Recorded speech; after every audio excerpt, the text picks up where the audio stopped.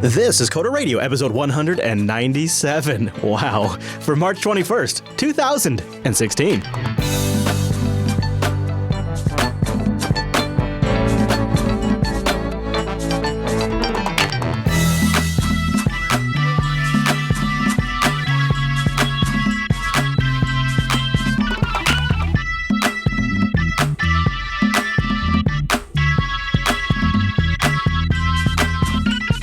Hi, everyone, and welcome to Coda Radio, Jupiter Broadcasting's weekly talk show taking a pragmatic look at the art and business of software development and related technologies. This episode is brought to you by our two fine sponsors, DigitalOcean and Linux Academy. I'll tell you more about those great sponsors as this here show goes on. My name is Chris, and sitting over there, perched on the edge of his seat, like he's been reviewing a keynote, why, yes, folks, it's Mr. Michael Dominic. Hello there, Michael.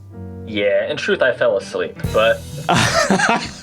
Now, for those of you that don't know, Mike and I both just wrapped up the Apple live event, March live event, where they announced the iPhone SE, iPad Pro 9.7 inch, and iOS 9.3. And it was interesting. You know what? I'm curious. Did you find anything noteworthy worth discussion here on this show from it? It was boring, I think, is the word you're looking for. Yeah, I'm wondering if you caught the more interesting aspect of it. Then I found something to be more interesting than any of their product announcements. And that was... 80%. I thought that was something relevant to the show, but go ahead. The part that I thought was pretty interesting is less than 3 minutes into the keynote, Tim Cook begins talking about Apple versus the DOJ and FBI. Right. And they do a pretty good job of not really making a big stink about it, just sort of saying this is what we feel our position is and why it's justified, and thanks for your support. And then they did something really brilliant, as if to say, look, and this is why you need encryption, without actually having to say it. They then went into health and research kit and all of this really private, important information that is helping like diabetics and people with Parkinson's. That they, these are different people they featured in the videos, and they're like, look at all of this important information doctors are collecting, and now with Research Kit, which will be open source in the near future, a whole new generation of diagnostic applications will be created. Oh, and they showed a child with autism getting real-time facial recognition to videos that it was watching. And this was, if not to say, this is the entire reason we are fighting the encryption battle. But they didn't actually put it up as a bullet point, which is really the brilliant stroke here. They didn't just say, "Oh, this is why." They put the dots out there, and they let you, the audience, connect the dots to say, "Oh, this is they finish talking about encryption, and they talk about your health data. You connect the dots because it's an easy association to make. Then you come to the conclusion, oh, this is why encryption is important, because that's your own conclusion. They didn't tell you that. You're much more likely to internalize it." And it was a brilliant stroke of PR and theater in one, where they set out what the big bad guy is, and then they went on to talk about how Apple is saving the earth with environmental initiatives, and then is putting your health information on the phone, which justifies encryption. And they totally made themselves coming out looking like a squeaky clean good guy. 93% renewable energy usage. They showed rooftops full of solar panels. They talked about hydroelectricity all across the board, all of their initiatives and efforts. They went in to talk about recyclable packaging for their products, all of this stuff, right? Just to demonstrate what a good guy Apple is. Legitimately stuff they are doing too, so why not brag about it? But it was such a beautiful piece of constructed storytelling. And that was the most interesting thing I got out of the keynote, not so much the devices and them ripping off Flux. Yeah, I mean, I don't happen to disagree with them on their FBI thing, so that's not a huge deal to me. I just don't know that as a developer there was anything really super surprising in this event. No, yeah, I think they reinforced the iOS ecosystem. I think that's a nice iPad they released, and it's a little expensive, but that's par for the course for Apple. Don't upgrade their iPads. Well, I actually think that's about to start changing. I think the pencil's a selling point, but yeah. As a developer, the only thing that really caught my eye, which don't get me wrong, I still think the pencil's super cool, but was that the Apple Watch got lowered in price. Yeah. I was almost wondering, is that either because it's not selling well, or is this now an opportunity where more of them are going to sell and it's going to be a bigger opportunity for independent developers? I tend to think it's the former, because outside of New York City, I just don't see a lot of them. Yeah. In Yeah, I've begun to see more, but you're right. I tend to think it's probably sales related, and they want to kick that up a notch. And also, they legitimately have had a year of manufacturing, so their cost of goods is coming down, so they can take some savings there. So I think, yeah, I think it's you're kind of right. I think you're mostly right. It is sort of not much to be said, not much for us to talk about. So not really much for us to dig into there this week, and that's not really what we're gathered here today to talk about.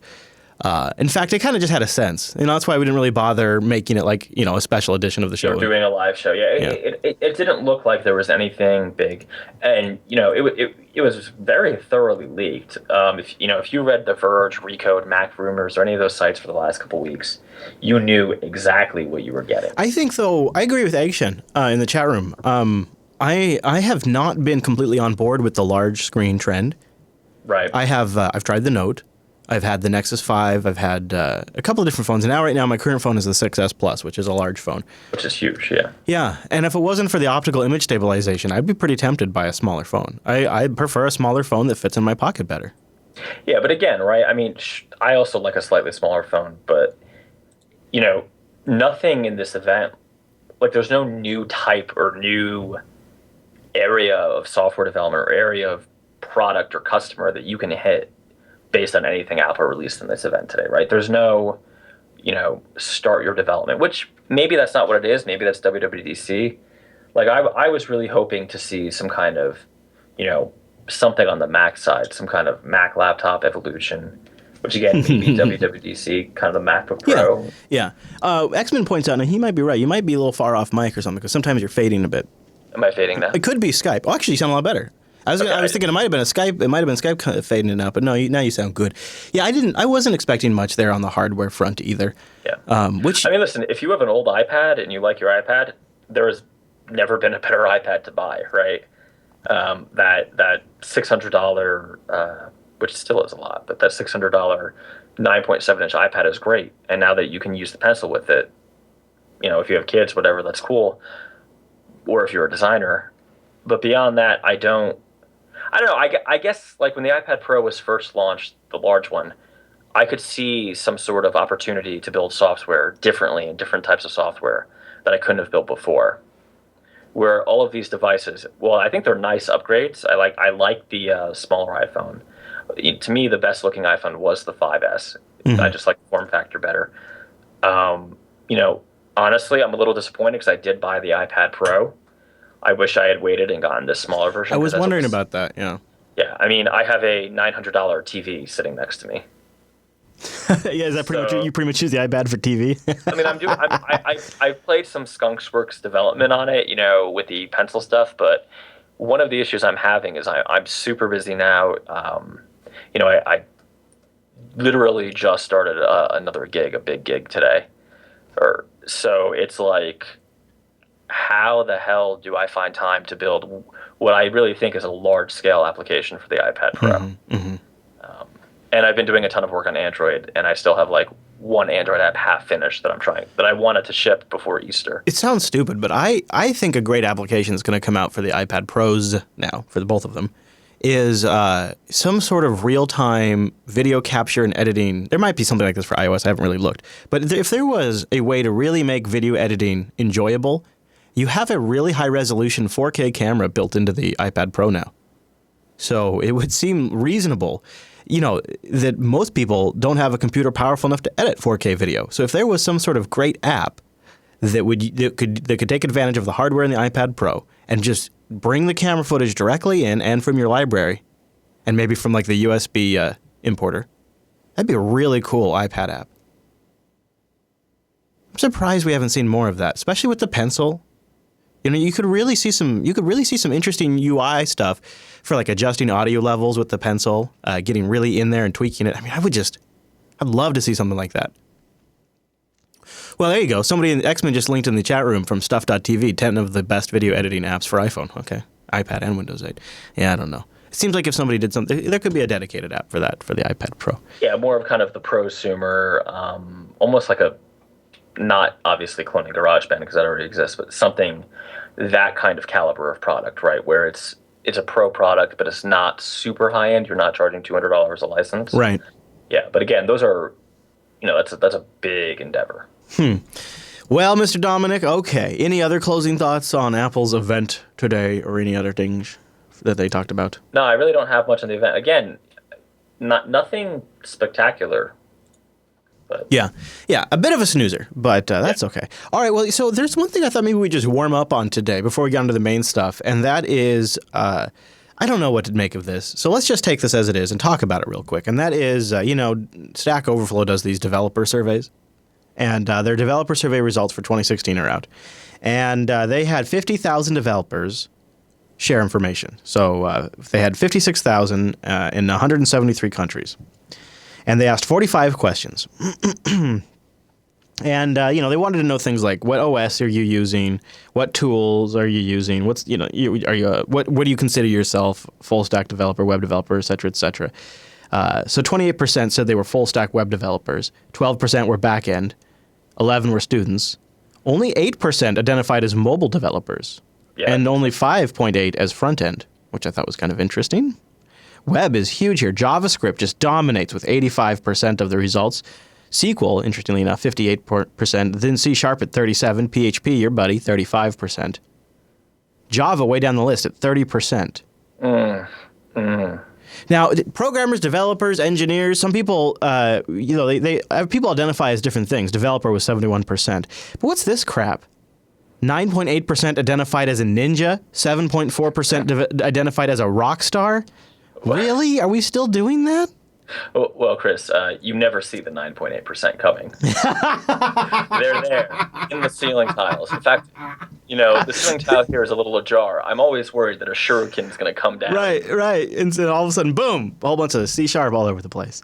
Oh. So then they tried to break it down between the rock stars and ninjas. And then you also have people, the Rockstar group, they self-identify 19.2% as growth hackers.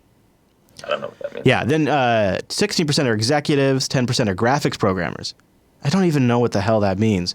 Oh, I know. Oh, growth. Oh, they're the crazy biz dev guys for startups. Okay, that's what I thought. Okay. So most of them are in their 20s. Yeah, that makes sense. Then the 30s, and then it drops off significantly from there. United States average age of a rock star is 32 years old, so it's a little higher than I expected. Maybe they're on the tail end. Classic rock. 2 to 5 years is the average experience. Star Wars versus Star Trek. Apparently, Star Wars is pulling way ahead. Of course, only fair when it's been in the movie theater. Yeah. Men, 92.8% of respondents. Females, 5.8. Other, 0.5. Prefer not to disclose, 1%. Designers are pretty high. This is all really interesting, but experience by gender, experience by age, et cetera, breaks it all down. But education, self-taught is the number one, 69%. The numbers, though, that I thought were interesting, online courses. The technologies as they change throughout the year. JavaScript is always at the top, going all the way back to 2013. Yeah. However, so check out Java. I was going to say, Java has not held up. No, 42.5% in 2013, and by fast forward to 2016, it's down to 36%. So it goes from 42 to 36. Your buddy PHP, though, dude, pretty much it's dropped a bit, but pretty much stays even Steven the whole time. It's like if you're using PHP, you're pretty much set. You're done. Objective-C way down on the list, which Makes I thought... sense. Well, Makes sense. Yeah. I mean, okay, but I actually thought it didn't because these are Stack Overflow respondents, so I thought, well, that sounds like a bunch of iOS users to me. No, it's a bunch of .NET web developers. Yeah, apparently it is for sure. Yeah. Most loved, Rust, 79%. Swift at 72%. Wow. Sick bastards. Swift just goes from like 0 to yeah, and then most dreaded, Visual Basic, followed by WordPress. As a technology stack. Yeah, JavaScript is the top technology. But there was a stat in here that I thought was fascinating about the Mac desktop and the Linux desktop. Cloud, apparently, if that's your occupation, something in the cloud pays fairly well. And then, for straight up development, C#, JavaScript. So what do you think this represents, right? Because to me, the most interesting aspect of this data was how just Java's getting. I mean, 30 Yeah. something percent is still significant of the total market, but it seems It's lost significant ground every year. it loses ground every year, and it does. It's just for some reason the Java community, the Java development, it's just losing mind share, right? Something other than Android development. Well, I gotta wonder if ever since Oracle bought Sun, if there's just not really a vibrant company out there promoting it with some attitude. And Sun used to be a great advocate for Java. Is Oracle really an advocate, or are they just did they just sort of inherit a whole bunch of technical debt that they just seem begrudgingly updating? I can't tell because I'm not very closely connected. All right. But Well, I mean, C#. yeah, Right. It would seem that people are moving in, right? The vultures are circling. And you look at Apple open sourcing Swift, Microsoft open sourcing C#. That's interesting. So what I was going to say is even like local community or even just up in NYC, there is now where I'm getting invites to like C# meetings, like Really? C# drinks, and I don't know if that's because of Xamarin or because. Well, remember when we talked about Xamarin and Microsoft buying them, they were doubling down on a whole bunch of local events. And remember, it was like they're going to the Black Matter developers. That's how you reach them, right? Is you go to these small micro events and you do little community things and meetups and stuff like that. See, I was going to make the opposite case. See, what I think I'm seeing, and I of course could be wrong, is that C# is now becoming weirdly cool again, right? It's somehow becoming trendy again, and Java is now the dark matter, totally in a cubicle developer language. Probably a little bit of both, I would imagine. I mean, only thing I don't agree with that is that C# isn't also a dark matter development tool. I mean, yeah, I don't understand. I mean, I like both languages. I prefer Java, but that's because I don't want to run Windows.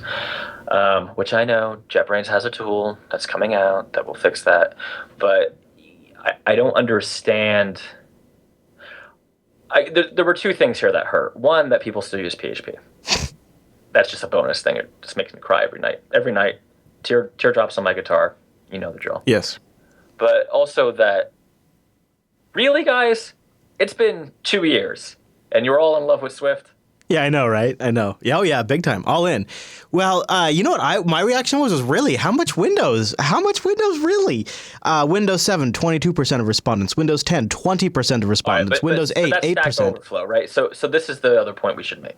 Stack Overflow is kind of a self-selecting set. This is where I was going. Right. Yeah. I don't think in the last 3 years I've run into a developer running Windows. Yeah, my experience is conferences, and they're not all specifically Linux conferences that I go to. Some of them are just general industry conferences, and it's still where I legitimately see Windows typically is on Dells or ThinkPads that are work issued laptops. But even then, that's not always the case anymore. But that's where I see a lot of work gives me this laptop, it runs Windows, and that. Other than that, I don't see a ton of it. And it just occurred to me that I literally talked to a Windows developer last week. But that aside... But he was using a Mac. No. He also had a Mac. That aside, again, it's okay to use Windows, right? I'm not Chris Fisher. I'm not going to just wildly attack you for using Windows. But hey, no, there is such a disconnect between this survey in terms of like development platform that people say that they're using and what I see on any given year, with the exception, of course, of everybody chugging the Swift Kool-Aid like it's going out of style. Which strawberry apple. I begrudgingly will use Swift now. But that's not new. What? No, come on now. Oh, wait! I don't think it's better. Yeah. I'm pretty confident that it's not better in terms of it's not necessarily worse, but you have all this history of Objective-C that you can tap into. Yes, very much so. Yeah, Mike, Dark Matter Dev, before it goes off the screen, he's talking about how he has a Windows laptop at work and he uses a VM. He got them to install Linux, and now he still has a VM to do .NET development under Windows. And it struck me, I actually have heard a lot of the reverse, a lot of guys that are running Windows and then they have VMs that they run Ubuntu inside of. So yeah, it's a mix. It's everybody's got a bunch of tools. Almost everybody's dipping their toes into a little bit of everything. So you're right. You're right. You're absolutely right. It's a self-selecting market, and depending on what area of the market you're working in, your results will vary a lot. Well, it is important though, like as the anime in the chat room was saying about Notepad++. Yeah, which way is, up there, and that's the popular Windows text editor. Is it an IDE? Not really, right? No, it's a text editor, and then Visual Studio is number 2. There is a giant percentage of people out there still doing line of business Windows, like Visual Basic, C#, Windows Form type applications, MCF or whatever. So, MFC, sorry. Yeah, and a lot of them like Stack Overflow, right? You note that Visual Basic was the most hated. I want to know how many people actually have used Visual Basic, or do they hate it because it's the right answer to I think these guys are the people answering these survey are the very people that are using Visual Basic. That is true. They probably actually... And Access. Where was Access? Yeah, oh man. Yeah, it's SQL on there, Access. The problem is that would own the whole board. What about MS SQL on Ubuntu or Debian? I do agree. Shout out to Sublime Text for at least getting slot number 3. Yeah, one of our favorites. Sublime Text 3 would be great. Yeah. Okay, Mr. Dog. Well, before we jump into one of our hoopla items for the day, I want to mention DigitalOcean, and I'd like to invite all of you to go over to DigitalOcean and use the promo code CODERDIGITAL. That's one word, lowercase, and you get a $10 credit. DigitalOcean is a really simple, straightforward, dedicated hosting provider where you will find it is unbelievably fast and simple to set up a Linux rig or a FreeBSD rig in seconds. Pricing starts at only $5 a month. And not only is the interface really easy to use, but it's extremely powerful. So if you are an experienced system administrator or a total noob, it will work for you. And that is a very hard line for a company to actually be able to walk in their interface. Not to mention, let's be honest, in a web UI. And they've nailed it. On top of that, they have a straightforward API. You can use that in any way you see forward to, like, for example, snap it into your existing management infrastructure and spin up a DigitalOcean droplet on demand when you need to scale. Or make sure that it matches the configuration of your other systems. They have libraries to make it work with Python and PHP and Perl, existing already, written by the community. In fact, there's lots of open source code that already take advantage of the API that you could probably just go take advantage of. And you can see some examples of some of the things people do. We've got notes into the show about folks that are integrating even down to the package management level to take advantage of the DigitalOcean snapshots and backups. It's really slick, all the things you can do. And they've got data centers in New York, San Francisco, Singapore, Amsterdam, London, Toronto, and Germany. So go try them out. For $5 a month, you get 512 megabytes of RAM, a 20 gigabyte SSDs. They have all SSDs, one CPU, and a terabyte of transfer. And if you don't even need them for a month, I love their hourly pricing.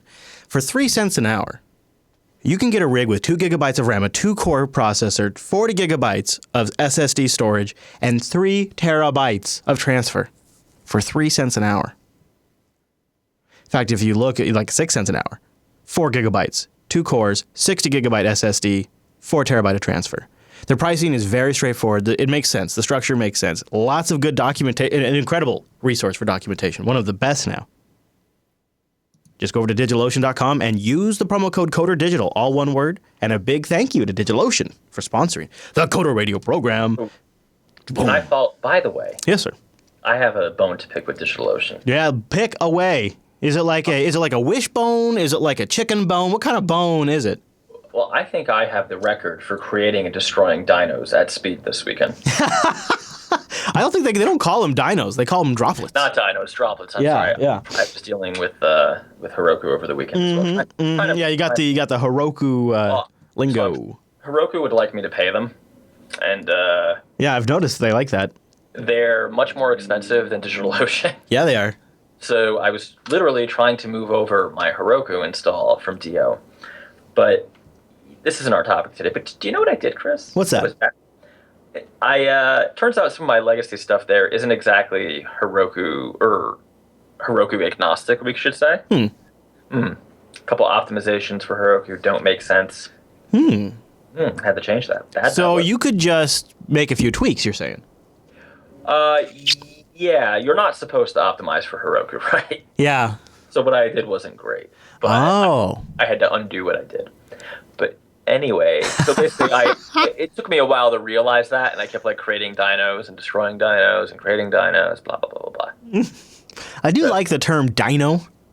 Yes, dynos on Heroku, droplets on DigitalOcean. And what was happening is I couldn't figure out. I push it to Heroku and it works. I push it to Do with Doku and it doesn't work. I'm like, what the hell is going on? Right.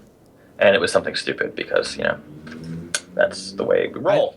I like the visualization of droplets, though, because it makes up the DigitalOcean. Well, I thought like Dino was a samurai lord of some kind. I thought it was a purple dinosaur that people love. Nice. Yeah, dinosaurs. Okay, so there was a story that came across my radar this past week, Mike, that I had to run past you because I thought if anybody would have commentary on this, at least on the broader perspective, it might be our very own Michael Dominic. You know how much we all love taxes. A New York bill would provide a tax credit for open source contributions. What do you think, Mike? A bill to provide a tax credit for open source. It's time to hop on the NJ coastline up to Penn Station, baby. Yeah, awesome. Is this something you'd like to see move around? Sort of make its rounds around the U.S. Maybe it could catch on. I think that would be great. I think it would be a nightmare for them to, deal with and enforce. But yeah, I did see this article as well. It's an interesting idea. Yeah.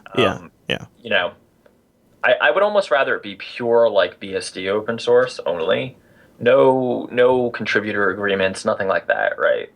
So here is something that, for this one, I'm not so hot on. Okay, so just the details. It's co-sponsored by two representatives, both Democrats, one from the 26th, one from the 36th. They would provide a tax credit of 20% of expenses associated with the development of open source and free software. 20%.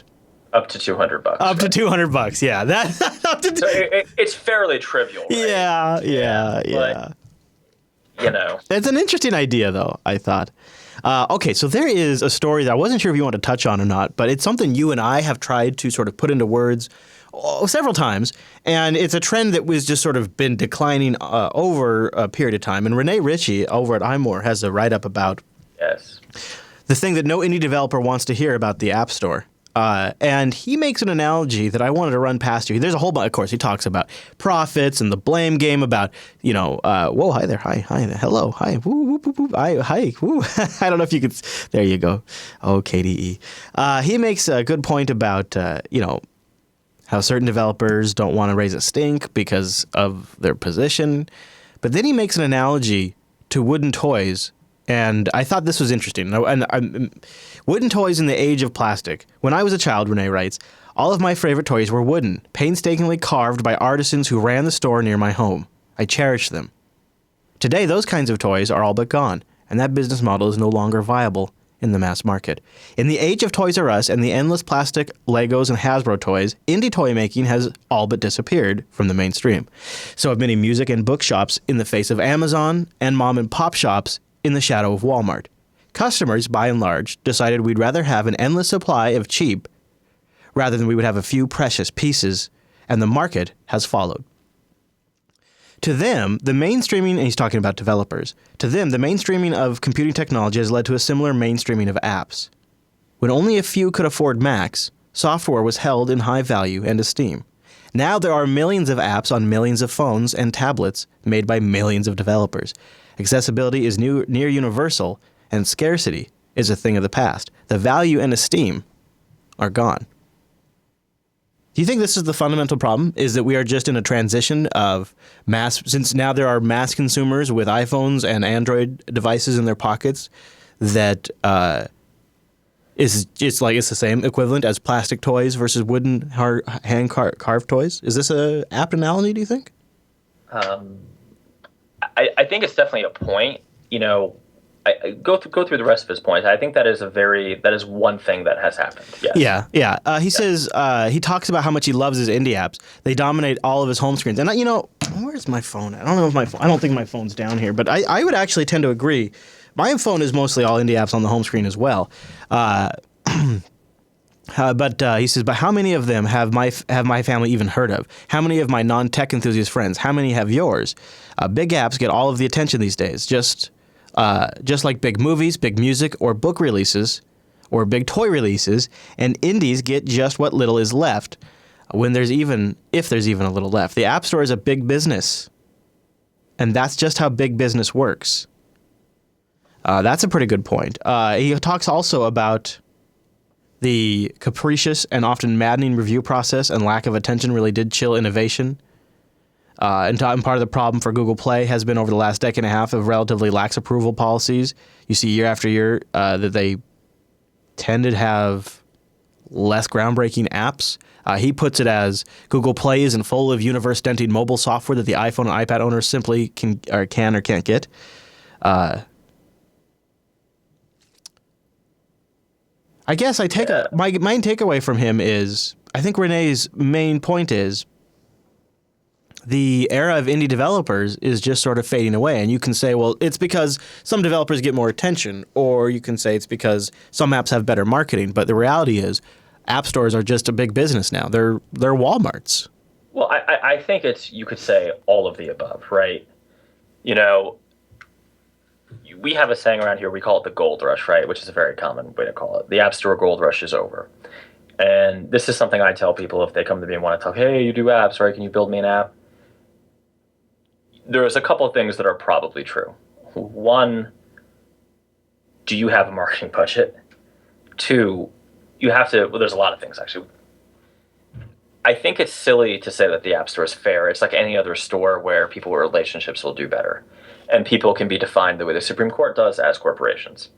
I.e., if HBO releases an app, you bet it will be featured. Sure. Because that looks good for the platform vendor. And by the way, Apple isn't alone in this. I would even say Google is actually worse because they don't cycle their App Store as much as Apple does. What that means in reality is you can't be relying on people to happen upon your app in the App Store. I agree. All of these things are bad. I think Renee is completely right. But there's one very simple kind of like retail pricing concept. It's called you can't unlower the price, right?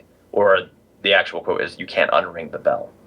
So once you label a product as low value by pricing it low, and by the way, this goes for if you're selling consulting services or you're selling anything, and this is something I learned very much the hard way in the past, is once you start giving discounts or comping time or giving freebies or giving away your app for 99 cents trying to make it on volume, you will have set a pattern of behavior there where your counterparty, right? So the customer, client, employee, whatever, employer, whatever, will now expect that to be normal. For instance, if you often do sales on your products, people aren't going to buy your product. They'll wait for the sale. Yep. Right. And I hate to say it, I do it on iTunes. If I'm going to buy a movie, I won't buy it until it's on sale. And you know what? I tend to be right. If I wait 3 months, I got Spectre for $9 instead of $20. Yeah. Because I waited 2 months. And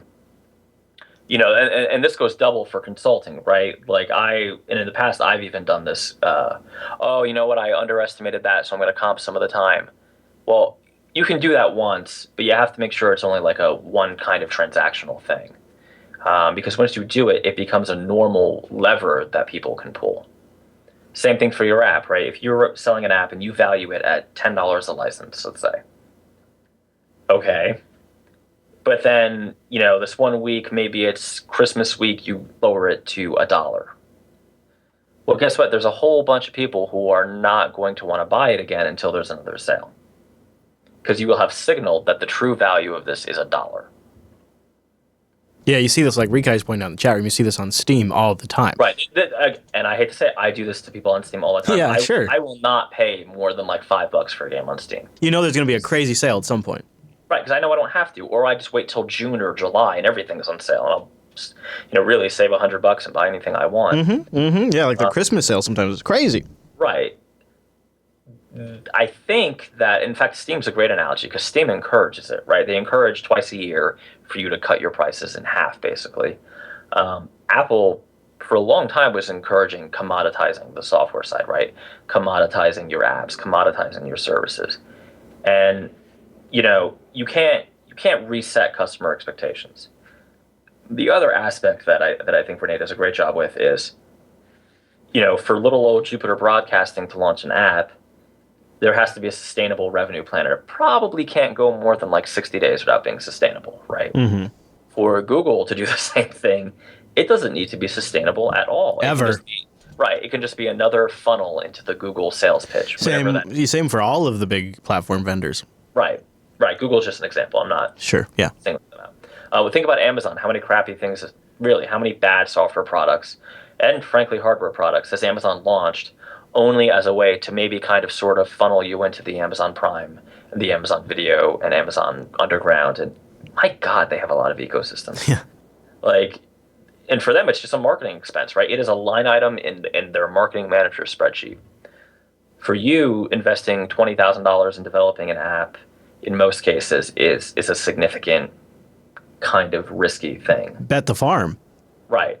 And if it's 20,000 to develop, it's probably, 30,000 to market. Unless you're really good about targeting a specific niche.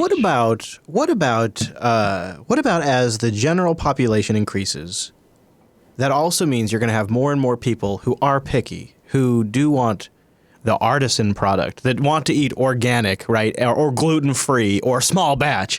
And a lot of them might be inclined to seek out the more esoteric products. Don't you think that's, when you have such a huge market of, they said today in their keynote, 1 billion devices. When you have a market of 1 billion devices, just looking at, and that's just one market, right? It's not even counting the Android devices, which is way more than 1 billion. It's got to be, right? I mean, there's just so many Android devices. And I just look at that and I think to myself, there's got to be a niche within a niche within a niche that is still large enough to be revenue sustainable for somebody if they can find them just right. And maybe that's through certain blogs or through certain podcasts. And you reach that audience, which is now getting large enough, and it's an alternative audience. Listen, I buy a $40 bottle of bourbon.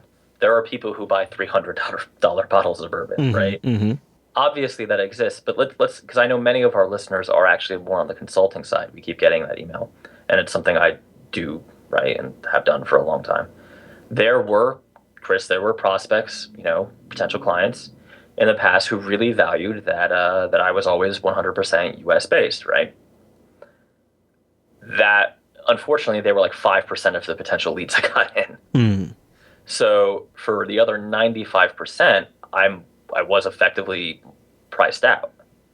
And, our prices weren't high. I just want to throw that out there, right? We weren't thoughtbot charging you, $150, $200 an hour for design consultation. I think the market exists, but now if you're targeting a high end, because really what you're arguing is, well, don't be Walmart, be Neiman Marcus, right? Yeah, don't be Starbucks, right, be Chanel, basically. Yeah. Chris, I love women's fashion. Let me tell you, I got this dress yesterday. Oh, fabulous. In fact, I got a black stand for my laptop. And let me tell you, it fits like a little black dress on my MacBook here.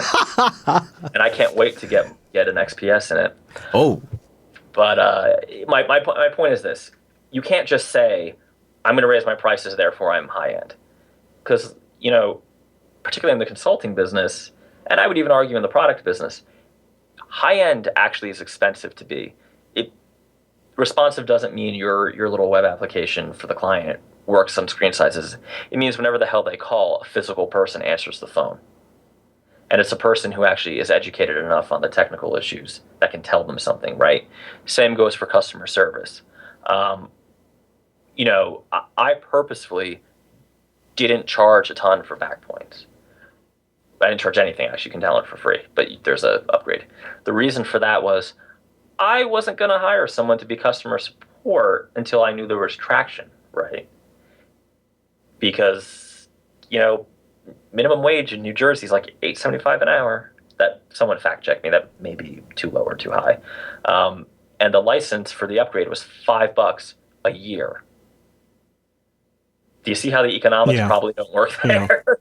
Yeah. So it really, you have to really think about, I was actually recently on a Google Hangout with a couple other contract developers, and one guy says, well, if you want better clients, he was talking to one of the other people in the group, just go ahead and raise your prices. What are you at? X an hour? Oh, you can double that and just weed out bad clients, which is true. You will weed out what projects you shouldn't take. But here's what's going to happen too.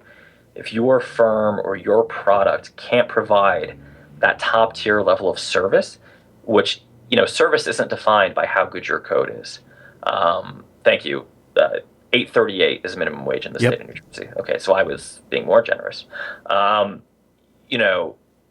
It's defined as, do you remember the lady's, your client's husband's name when she calls and says, oh, my husband, the little soft things about having a relationship with a customer or a client is expensive, frankly. It's really expensive. And if you're going for those high-end customers, that's something you have to do. So to Chris's point, which I've just taken 5 minutes, taking him on a journey, absolutely you're right, it's possible. But I would say that of the people listening to this show, and in a general development population, I would say only 5 to 8% of those people actually have the competency or the financial backing to perform at that level. And it doesn't mean if you're targeting, Walmart still makes a ton of money, right? Macy's, which by the way, Macy's, let's keep using retail analogies because it's a business I weirdly know a lot about. You know what Macy's is doing, Chris? They're going low end. They are purposefully devaluing their brand and going low end. Why? Because it's a pain in the ass to deal with rich people who want good service. It's so much better to be JCPenney's and just, hey, polo shirt's $10. Right, and there's a lot more people in that market, too. There's a lot more people, and guess what? Their expectations, because, right, that's what it's all about. Its expectations are very different in the case of JCPenney and Macy's. The penny shopper is lower. So, again, taking it back to an app, someone who just downloads your app for free has one set of expectations that are probably fairly low. Someone who just spent $20 on your app, hell, let me give you an example. CodeJournal was $5. I thought I sold someone a Cadillac, some of the feedback I got.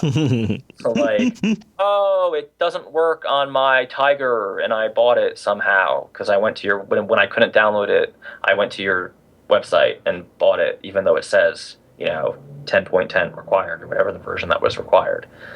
In bold and italics, by the way. I want my money back. So of course you give the refund, but even the act of dealing with that person has a cost. Yeah, sure.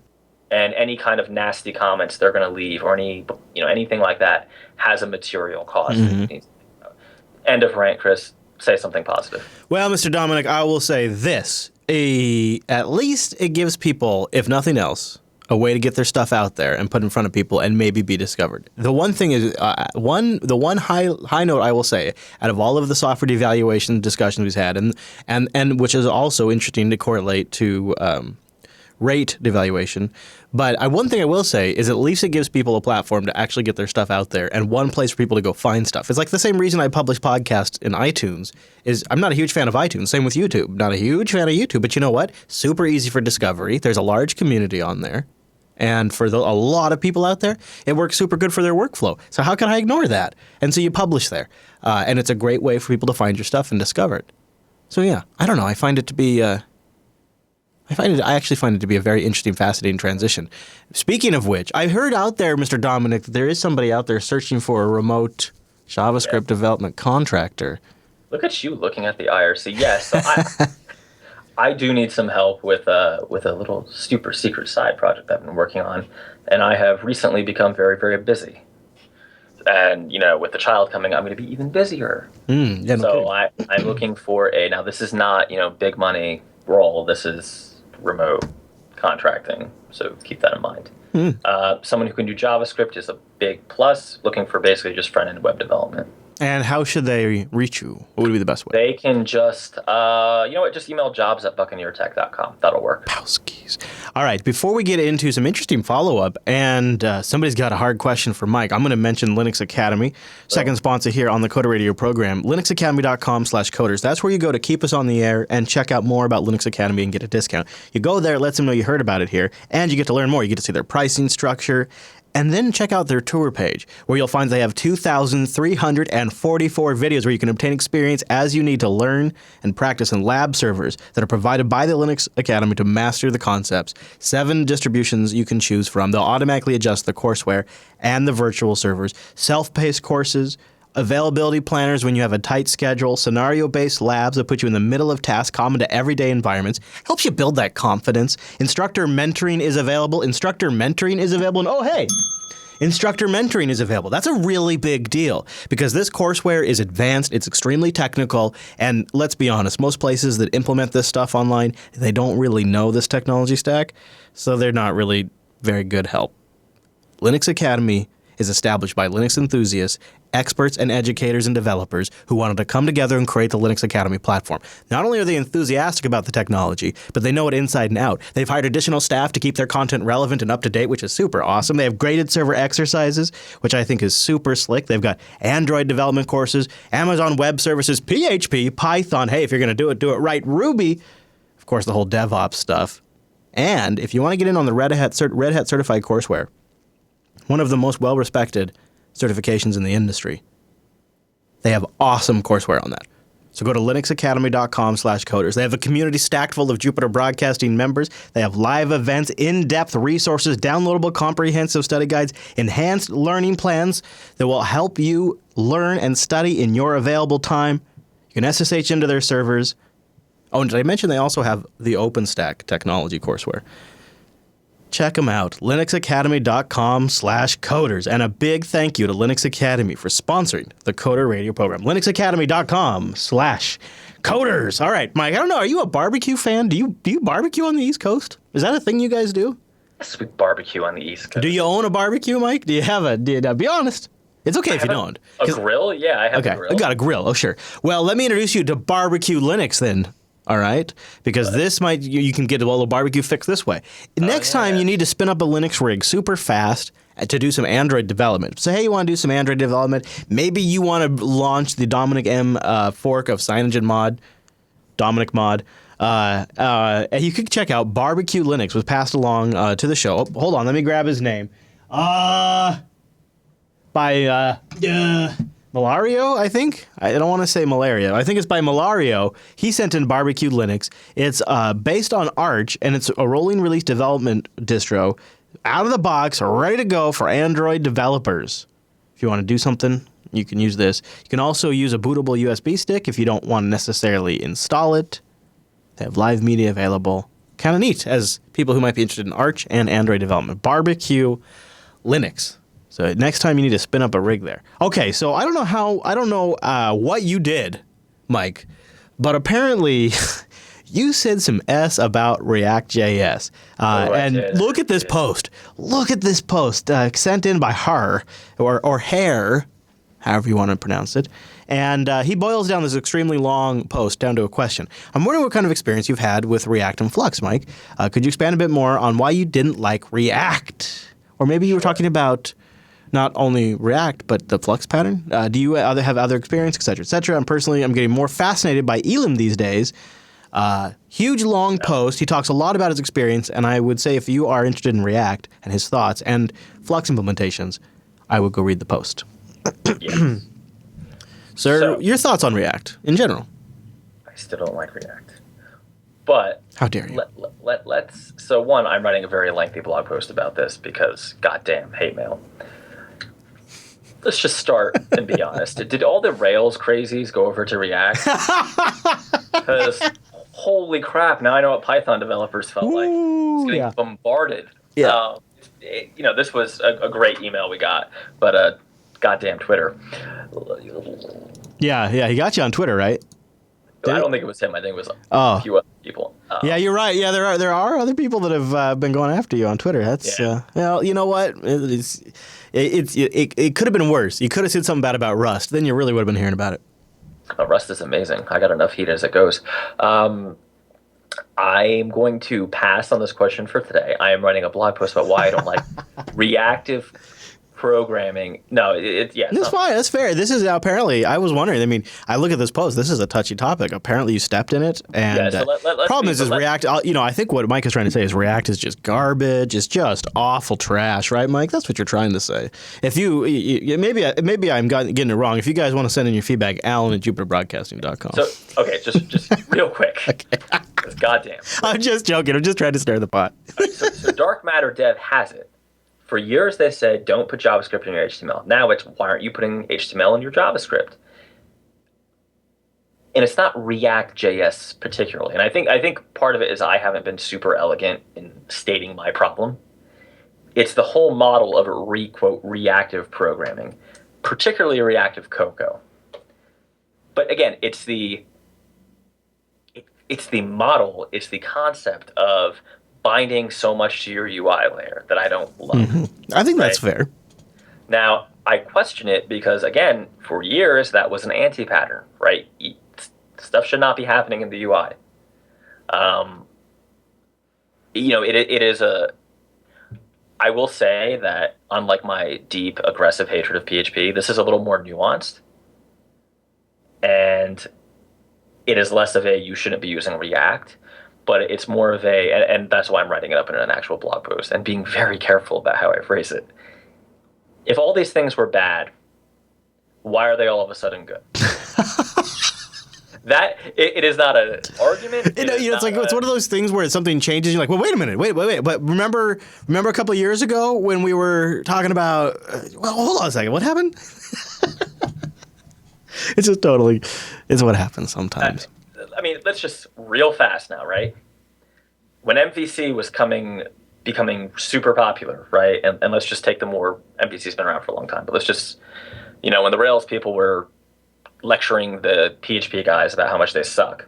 One of the reasons was because PHP mixed your layers of code, right? You didn't separate your concerns, or a lot of PHP developers failed to separate their concerns. So Rails and many MVC platforms like it had MVC. You have your models, you have user controllers, you have different layers with different concerns. And some frameworks do it slightly differently. Java plays a little different. Cake PHP is a little different. Whatever, right? Everybody has their own. Again, it's like reactive programming. ReactJS is an implementation of it. Reactive Cocoa is an implementation of it. They might be slightly different. My challenge, as someone who really likes MVC and is little skeptical on this reactive model and very skeptical of MVVM, even though I do it when I do Xamarin work, is why was this thing that you would literally get failed on a code review several years ago and not be able to pass it through your manager or the senior person on your team? How did it become good? What happened? And if your argument, maybe there was an argument. Maybe it's, you know what, Mike, there are a lot more developers than there used to be. We don't have time. This is a budget thing. Because that seems to be the what I see as the real value here is that you can do something maybe a little faster, right? Because it's a little more. But again, faster for the initial 1.0 in my experience, and hey, I am not the smartest guy in the room, right? I've been wrong before. I will be wrong later. But in my experience, the cowboy shortcuts you take to do your 1.0 often means someone's going to come in and rewrite it for 2.0. So if I'm wrong, great. But I'm not trying to convince you not to look at React. You should look at everything that comes out as a way to educate yourself that seems interesting, right? But if you've been taught something, if something has been successful for you for, a decade, and then someone comes along and says, oh, you're old, that's terrible, this is better because it's better, I think it's proper to question them, right? It's proper to say, well, hang on, because let me give you an example. You're driving on the highway. Speed limit says it's 65 miles per hour on the parkway. Great. Oh, but I'm going to go 85. Well, we have this rule that says it's 65. Why are you breaking it? Now, the reason may be my wife just went into labor, right? Yeah, sure. I'm taking a heart attack and I need to get to a hospital. These are all awesome reasons that I am with you, pedal to the metal. Although in the heart attack case, you need to pull over. Trust me. You're not going to be okay. In this case of, React came out of nowhere, it seems like, right? And I really don't understand, and maybe this was sort of my problem with Node, although I've kind of come around on Node, is that you came out of nowhere, and all of a sudden everybody's using you in production. That just seems wildly irresponsible to me. I'm sorry, but listen, I have an open mind, right? I gave Xamarin a shot. I'm giving Xamarin another shot. I've shipped things in Xamarin. The point I keep making about Xamarin is I should have been dispositionally set up to not like Xamarin. But you know what? After they got their act together and thank God that Microsoft bought them, it seems like it's getting better. Same thing with Angular. First time I looked at Angular, I didn't really love it, but it didn't seem terrible. I waited for it to mature. I love Angular now. React, one, I don't think it's mature enough. Two, I haven't seen a compelling argument that says we're going to break all these rules, we're going to do all these things that literally forever were bad, right? Like since 1970 whatever were not good, or that we learned in the 70s were bad ideas. But now it's different because we're calling it React and we have t-shirts and we have a conference and look how cool we are. Okay, I mean, more power to you. Build whatever you want, but I don't see it yet. And again, seriously, if you're a React fan, if you're shipping something in it, instead of just like blasting me on Twitter or attacking anybody who questions you on Twitter, why don't you just send it an email and say, these are the reasons we picked React. And if the reason is, hey man, we have 2 weeks of runway and we need to get this done, okay. Or as someone in the chat is saying, because you only need the first 2 layers of the application. Valid answer, right? It's the same reason, again, not to talk about Xamarin too much, but it's on my mind. Why are you using Xamarin Forms? Because my client had $2 in a pack of Juicy Fruit, and he can't afford a custom UI for each platform. Okay, totally valid answer, because if you don't know, Xamarin Forms does a one UI that goes across both platforms. But in most cases, Xamarin Forms is generally accepted to be terrible. Mm-hmm. But in your case, which is a budget constraint, it makes sense. So give me the case where React is the right tool for the job. Other than React is cool, and if I put React on my resume, I'll get hired in Silicon Valley tomorrow without an interview, and they will give me a pony. That's all I'm asking. Coderradio.reddit.com.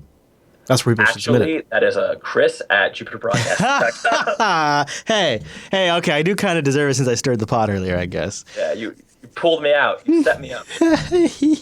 Who, me? No. Get it out of here. No, never. All right, Mr. Dominic, is there any other topics we wanted to cover this week?